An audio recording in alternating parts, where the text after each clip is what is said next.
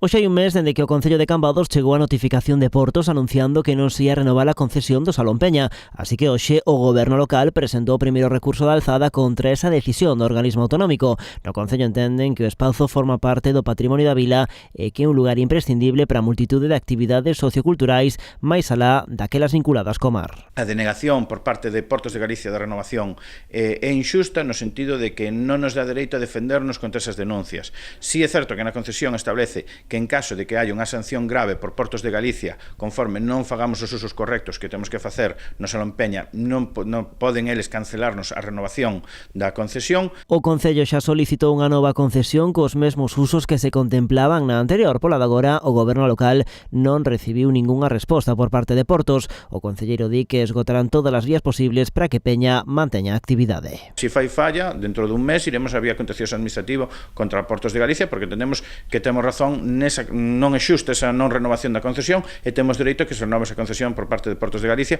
ou Concello de Cambados. As relacións entre Portos de Galicia e o Concello cambadés semellan máis cordiais no proxecto de renovación da Praza de Abastos. O ente autonómico ten que rematar o plan especial para que o Goberno local poida iniciar os trámites desas obras. Na reunión nos trasladaron que nun par de meses que terían redactado, que sería un corto prazo para tramitalo. Nós queremos ver esa luz ao final do túnel para poder facer a tramitación administrativa.